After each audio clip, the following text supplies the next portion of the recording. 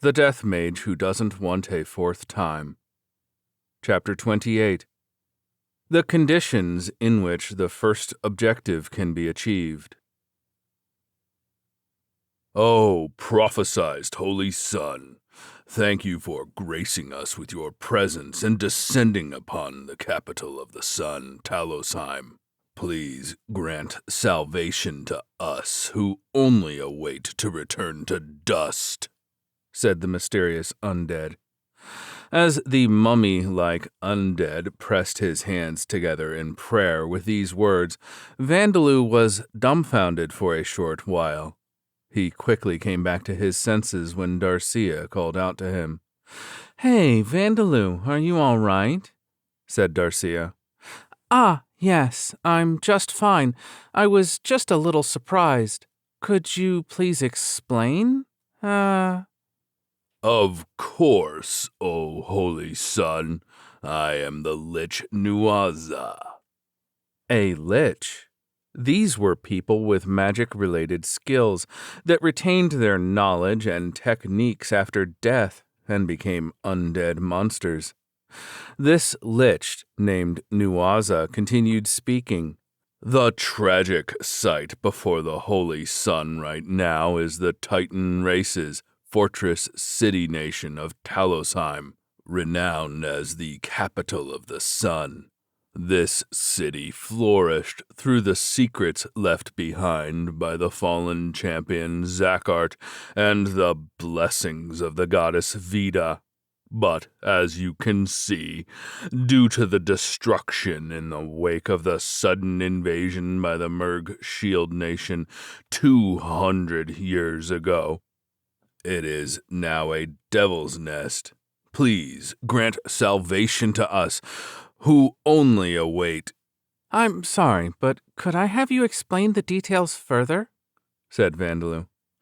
Conversing with this undead required patience, but it was also important to interrupt it and guide the conversation from time to time. To summarize Nuaza's explanation, the Titans had participated in the battle between the goddess Vida and Alda 100,000 years ago. Though they were defeated, the surviving Titans gathered here and built this city nation. This place was in the middle of the Boundary Mountain Range that was mostly made up of devil's nests, and the hours of the day that this place received the sun's light were short. But thanks to the secrets and knowledge left behind by the champion Zakart, the city received abundant blessings from the sun. And then the Titans used their naturally robust bodies to open up the land, cultivated it, and made affluent fields of crops, used the name of their ancestor to name the city Talosheim, the capital of the sun, and worshipped the goddess Vida and the champion Zakart. They trained their bodies, improved their martial skills, stepped into dungeons in search of materials they lacked to find an abundance of stone to use in building, and then erected a sturdy, beautiful white fortress. The Titans obtained stone, metal, and meat by fighting monsters. And then they discovered a tunnel in the eastern mountain range that had been built in ancient times, so they constructed a highway leading to the Orbalm Kingdom and began commercial trading. The products of their dungeons sold for a high price in the Orbalm Kingdom, bringing prosperity and wealth to Talosheim. However, that prosperity was laid to waste by the sudden appearance of military forces from the Merg Shield Nation. With no prior notice, an army simply appeared one day over the mountain range and marched into Talosheim, said Nuaza.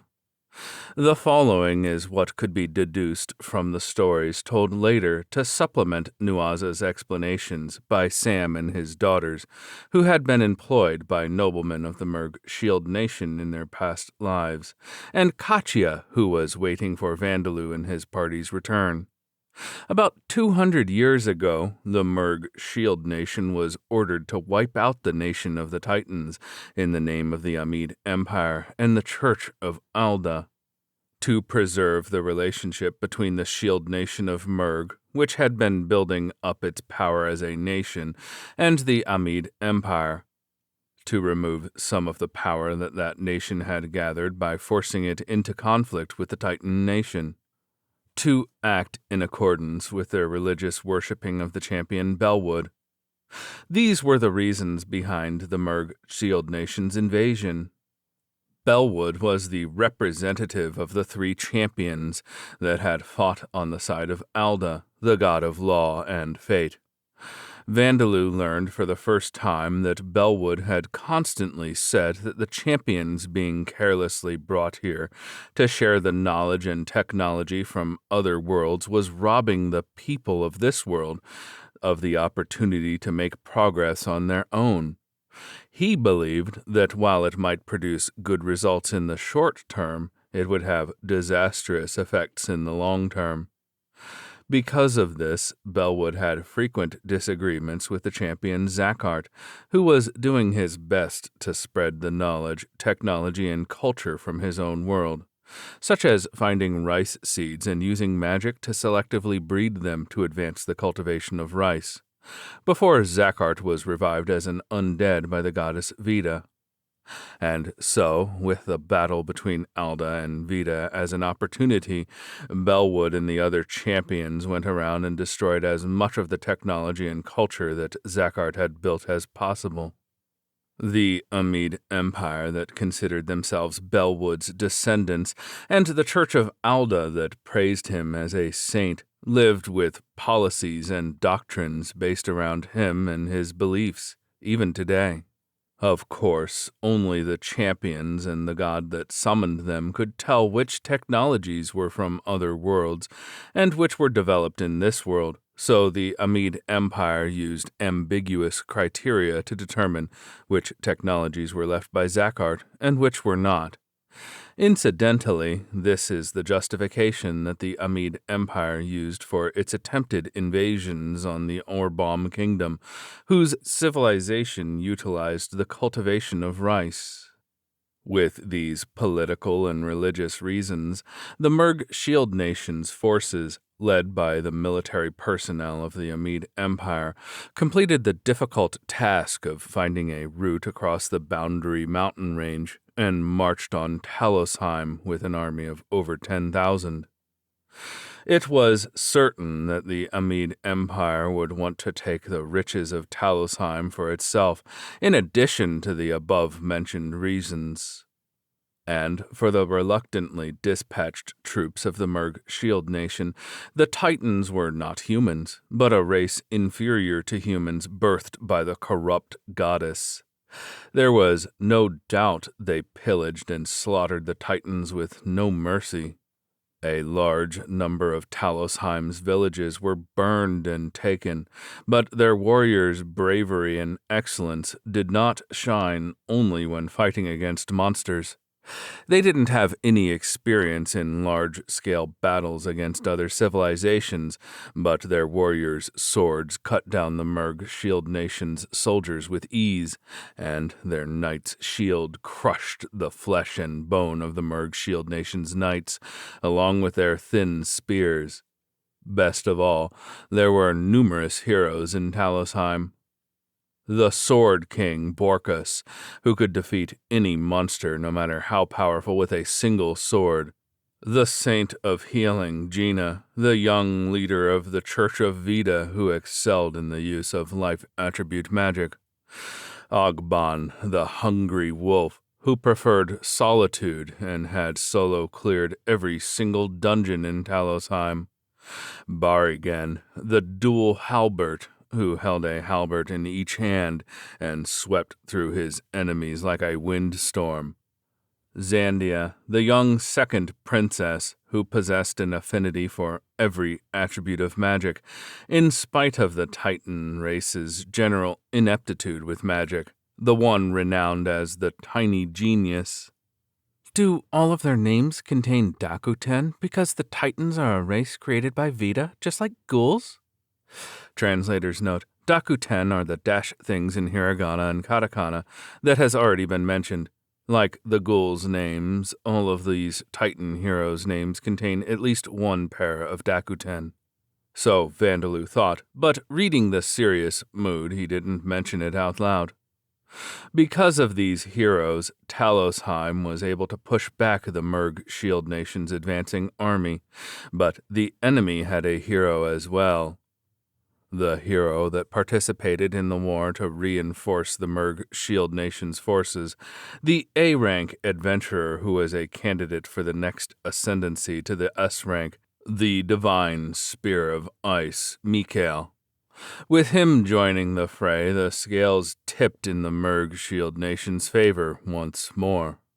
The legendary magic Spear of Ice that was one of the Merg Shield Nation's national treasures, Ice Age, was a legendary class magic item said to have been created as a weapon for the heroes by an ice god who served Peria, the goddess of water and knowledge. This weapon in the hands of Mikael, the Titan warriors fighting alongside the heroes, fell one by one. The fortress walls were finally broken, and the savages of the Merg Shield Nation poured into the city. The only thing the people of Talosheim could do was have the women and children who couldn't fight escape through the trade tunnel to the Orbaum Kingdom with their first princess and their bodyguards. Though I was but an apprentice, I fought until the very end as a member of the Church of Vita. However, without being able to send a single arrow flying into the detestable Mikael or defend Jean-sama or Zandia-sama, I died. And the Merg Shield Nation didn't stop their destruction and pillaging after Nuaza died. Mikael attempted to destroy the treasure of the goddess Vita that had been hidden beneath Talosheim's royal capital. But the goddess had personally stationed a dragon golem underground to protect the treasure.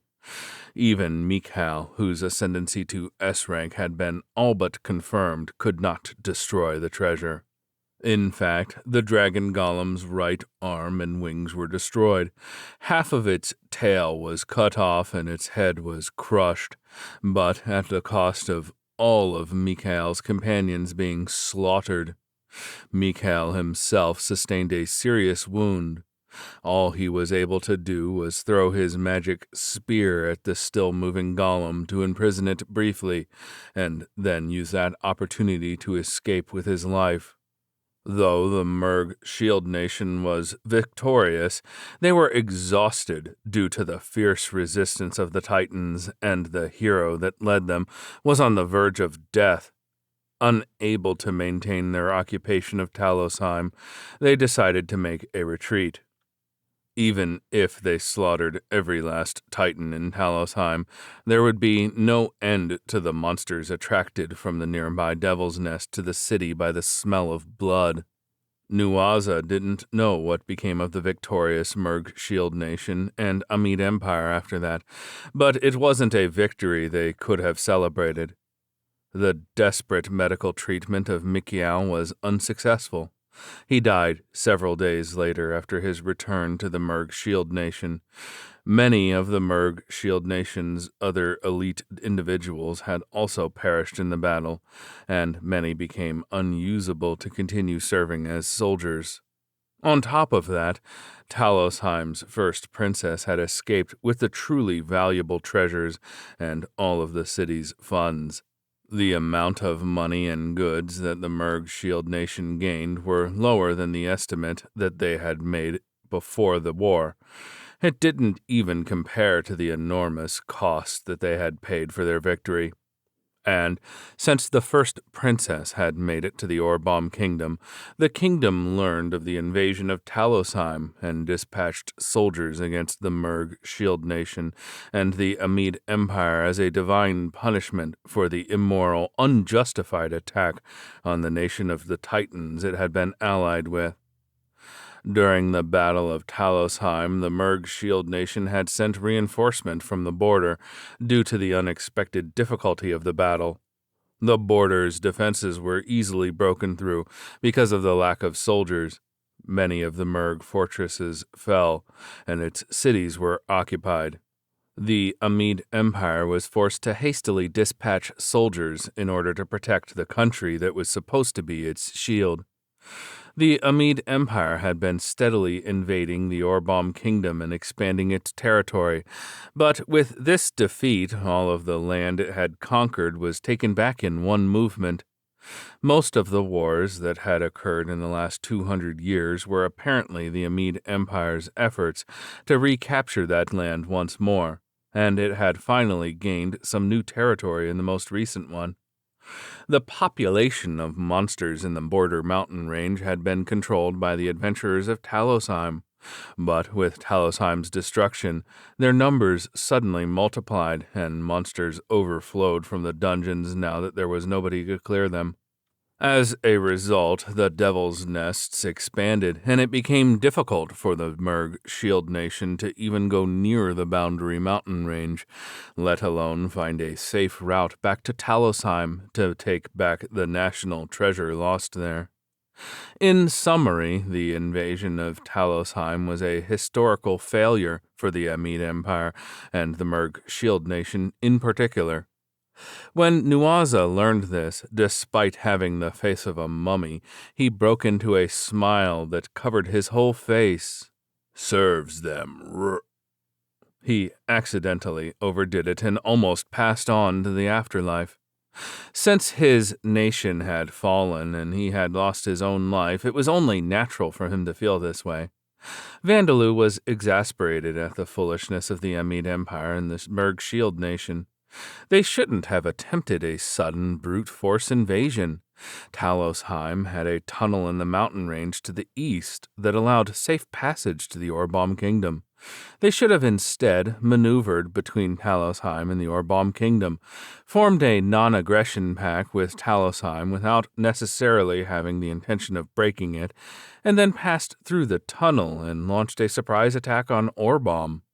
If they had done that, they could have purchased materials, including provisions, to maintain a supply line while taking an advantageous battle. As they had prioritized their strange national policies and religious beliefs, the Merg Shield Nation had lost far more of their strength than expected and suffered a counterattack from the enemy nation instead. Even Vandaloo, who didn't even possess any experience with military simulation games, could come up with this plan. Was the Amid Empire run by idiots? It wasn't as if Vandaloo agreed with Rodcart, but he really thought that this could only be expected from the empire of an inferior world. The Merg Shield Nation and the Amid Empire never do anything good. They should just all die out. Boy, I do believe that Sam Dono and his daughters were humans of the Merg Shield Nation, said Zadiris. Bo-chan, there are some humans like Kachia-san in the Merg Shield Nation, so I don't know about killing all of them, said Saria. That's right. Well, we were chased out of that devil's nest by the Merg Shield Nation, but that doesn't mean that all the people are bad, argued Rita. We were born in the Merg Shield Nation, but if you were to order it, Bo-chan, I would not hesitate to run over and kill my fellow countrymen. But please do not forget to keep your views open, said Sam. Holy Sun, even we only feel hatred for the Merg Shield Nation and Amid Empire of 200 years ago. For us Titans, that is long enough for parents' and grandparents' generations to have passed. For humans, it is long enough for even their great-grandparents' generation to have passed. Even the goddess tells us not to direct our hatred toward their descendants," said Nuaza. That's right, Vandaloo. Don't forget the kindness that you showed in Evbegia. I'll be happy as long as you don't forget how to be kind, said Darcia. As the hatred that had been gathering at the bottom of Vandaloo's heart like sediment was dragged out and manifested itself in his words, he received remonstrations from every direction. Incomprehensible. No, he could comprehend it, and he knew that what everyone was saying was right. Yes, I'll moderate myself. By the way, what is the prophesied Holy Sun? Asked Vandaloo. Putting a lid on the hatred in his heart, Vandaloo pressed Nuaza to continue. Nuaza explained what had happened to the Titans after the war. Half of the Titans revived as undead within a month from the hatred of being killed, and the fact that their bodies were not buried. Seeing the soldiers of the Merg Shield Nation who had revived as undead, they began killing each other again, even though they were already dead. And they were victorious. However, their feelings of wanting to protect their home country were strong, even after becoming undead, so they didn't leave on an expedition to take revenge on the Merg Shield Nation. However, they were anxious about whether the first princess and the people had managed to safely escape to the Orbaum Kingdom, so some of them headed towards the tunnel. But the tunnel had been collapsed, with its entrance sealed. They had planned right from the beginning to use a hidden mechanism to destroy the tunnel, to prevent the Merg Shield Nation's army from giving chase once the Titans had already traveled through. The fact that the tunnel had been sealed meant that the first princess and the others had made it through. The Titans had no way of knowing what difficulties she and the others were facing in the Orbaum Kingdom, but they decided to trust in the kingdom that was their allied nation and Duke Hartner, with whom they had already done business directly. They were undead, and though they believed they had retained their sense of reason, they didn't know if that was true or how long it would last. If they were to chase after the first princess and the other Titans in this state, they would be more likely to hinder them than be of any help. The great majority of the undead Titans thought this way. Even so, some left to cross the mountain range and never returned. A few dozen of the Titans that didn't chase after the first princess had lost their attachment to this world and faded away. And so, when Nuaza and the other Titans returned to the city of Talosheim that no longer had any living citizens, they simply spent their days guarding the ruins. "That was the slow road that led to our ruin," said Nuaza. There were numerous devil's nests surrounding Talosheim, and dungeons that the adventurers used to venture into day after day in search of materials. But Nuaza and the other undead gathered at the center of the ruins, at the royal castle and in the area around it, never venturing outside. Of course, they didn't go out to hunt monsters themselves or venture into dungeons. Because of this, the monsters continued to multiply, and the corrupted mana released by those monsters, the source of evil, accumulated and expanded the devil's nests for 200 years, and finally even reached this place, the center of Talosheim. If any monsters other than the undead Titans entered the central area of Talosheim, Nuaza and the others would exterminate them. Their skills, their ranks as monsters, were quite high. They were monsters created by the spirits of elite Titan warriors, inhabiting the remains of their own bodies, and their memories and personalities from while they were alive were preserved to a certain extent, as Nuaza's were. For them, killing 100 or 200 of the monsters overflowing from the devil's nests that they used to hunt in and the dungeons that they used to clear was nothing but a way to pass the time. However, perhaps because of a problem related to their mental or emotional states, there were none proactive enough to attempt to purify the devil's nest that had spread into the ruins. Though, since they were monsters themselves in the first place, they wouldn't have been able to purify it entirely. In the devil's nest that gradually encroached into Talosheim, the monsters multiplied at a rate far beyond any normal creatures. And as the monsters multiplied, the struggle for survival between them grew fiercer, and as the more powerful monsters survived, they were the ones to multiply and increase in number. In contrast, the number of undead in Talosheim might decrease, but was never able to increase. Regular groups of undead would turn the corpses of the adventurers or monsters who killed them into undead. Their numbers would increase by the number of people they killed, but adventurers visiting this place were non-existent. And since Nuaza and the other undead titans had retained their personalities from when they were alive, they didn't see the undead monsters as their companions and killed them the moment they began to move. One day, when a group of 1,000 or more powerful monsters closed in on this place, Nuaza and the other undead of Talosheim would return to dust.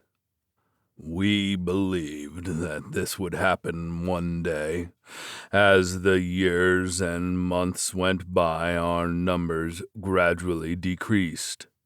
There is no purpose for stray undead who have forgotten their regrets and hatred to exist, while acting as gravekeepers of our own land, praying that the princess and the others who made it to the Orbom Kingdom would find good fortune. We have simply waited to be destroyed. However, that one fateful day the goddess gave us a prophecy, said Nuaza. It happened when Nuaza finished the 50-year-long process of restoring the statue of the goddess that had been destroyed by the Merg Shield Nation's soldiers. From the west shout cometh a white child, leading my forgotten children.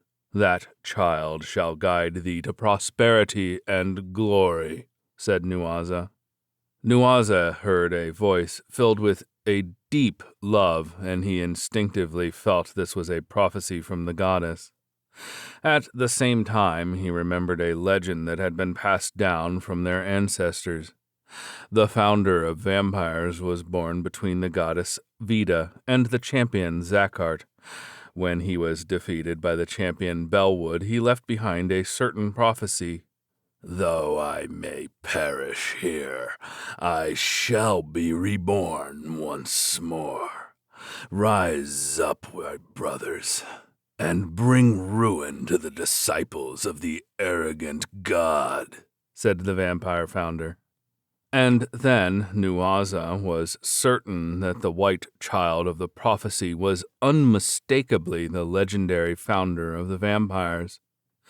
And more than 100 years after the prophecy was made, Nuaza had met a white child emanating a divine aura, the effects of the death attribute charm, leading the ghouls, who were a race created by Vida but treated as monsters by human society. O Holy Sun, you are the white child in the prophecy, the second coming of the son born between the goddess and the champion. Rise up with us and bring prosperity and glory. No, wait. Let's wait a minute. You are getting the two prophecies mixed up, Vandaloo said. As Nuaza was overcome with emotion, Vandaloo hastily restrained him. He had been bewildered at being referred to as the prophesied Holy Sun, but with this strange prophecy made by the vampire founded added on to that, simply being bewildered about it would be dangerous. At this rate, he might become forced to become the leader of an anti-Alda resistance. Vandaloo hated the god Alda and all those who followed him. He did consider them his enemies, but they were so powerful that he was hesitant even to fight against just a single high priest and his dozen or so subordinates. No matter how composed and rational undead looked, they were fundamentally creatures driven by desires and urges. If they got too excited, their minds might turn towards, "Let's attack the Merg Shield Nation." And Vandaloo doubted this prophecy, rather the one made by the vampire founder. There was a chance that the prophecy was something that Nuaza had simply hallucinated after becoming an undead, but its contents matched Vandaloo and the ghouls too perfectly for that. He had no intention of guiding the undead to prosperity and glory. But what Vandaloo and the ghouls could achieve from now on might lead to prosperity and glory for Nuaza and the other Titans. If Vandaloo had heard a prophecy while he was living on Earth, he probably would not have believed it. But since he knew that a god did in fact exist, even if that god was a good-for-nothing god, it was not strange to imagine that the gods whose names appeared in myths would give prophecies to those who followed them. But why were the prophecies of the goddess and the prophecy made by the vampire founder getting mixed together? They did not seem to be related to each other at all. Vandaloo is indeed white, and we ghouls do have our roots in the goddess Vida. While the goddess's prophecy may refer to us, I do believe that the prophecy of the vampire founder's rebirth is unrelated, said Zadiris. It seemed that Zadiris agreed with Vandaloo and began to remonstrate Nuaza, but Nuaza didn't seem to be fazed in the slightest. "It matters not. For us who cannot rid ourselves of our attachments and turn to dust, nor scorch our souls with hatred, who have only submerged ourselves in our feelings of resignation, your mere arrival gives us hope, O Holy Sun," said Nuaza. Vandaloo wasn't unhappy to have a person that he had only just met for the first time trust him so much, but his feelings of confusion were stronger. He had no plan or strategy to lead them and say, "I understand, prosperity and glory is right this way." However, it was convenient that Nuaza and the Titans had a good impression of him, considering his original plans. "Well, then, would it be all right if I brought the 600 or so ghouls that I lead to move here into Talosheim?" said Vandaloo. "Oh, you would reside in our city, Holy Sun? These are ruins of a dead nation. Nobody would object. Isn't that right, everyone?" asked Nuaza. In response to Nuaza's question, the undead Titans who had been kneeling silently suddenly let out cheers that sounded like groaning. "We will welcome the Holy Sun and his companions.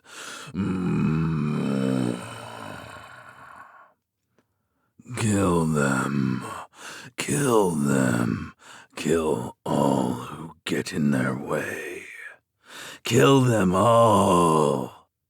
A moment ago, the ruins had been silent like a graveyard, but now it was full of delight and bloodthirst. The undead Titans lifted their weapons into the air, stomped their feet. Their fighting spirit welled up as if they were about to head into battle right this moment. It was such a change that one had to question where their docility had gone. The fire of their emotions were inextinguishable once sparked. This was just another quality of undead creatures. Most undead had such fires sparked in them from the moment they rose, so not many knew about this, however. "Boy, it seems that some of them are saying quite dangerous words," asked Zadiris. They mean they're going to kill everyone who gets in the way of our migration into Talosheim, said Vandaloo. I concur, but there is such a thing as over-enthusiasm, said Sam. That sounds very convincing when Father says it, doesn't it? Asked Saria. Let's see then. Those who are willing to help follow us, said Vandaloo. And so several hundred undead titans charged into the Devil's Nest that separated the center of Talosheim and the temporary camp that the ghouls had set up outside, with enough force to stomp the ground flat. They slaughtered the needle wolves and raptors that attacked them while cutting down trees that were in the way. Though the distance they covered was only around 2 kilometers, they turned the fortress city-nation from the center to the front gate into a safe ruin where not even a single mouse moved. Was it Vandaloo that was amazing for inspiring them, or were they the amazing ones for being able to do this just from the uncertain hope that Vandaloo had offered them? I think it's the latter, said Vandaloo. After that, since there was now a safe path through, Vandaloo led the pack of ghouls who were surprised by the undead who seemed driven crazy by their fighting spirit in their migration into the center of Talosheim. They had chosen the central area that contained many buildings that had been government buildings, such as the royal castle, the church, and government offices, instead of a residential district. This was because the sturdy buildings of the central area were in better condition.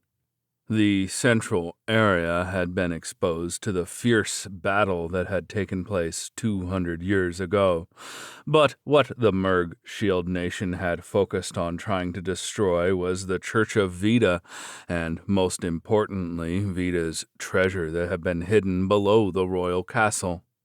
That was why they didn't destroy the buildings made of solid stone.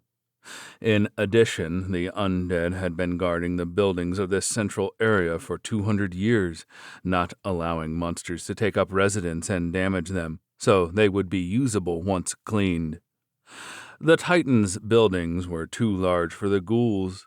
Their furniture and implements had all decayed except for those made of stone, and the things that were left behind didn't match the ghouls' size, so a considerable amount of remodeling was still required, and new furniture needed to be built.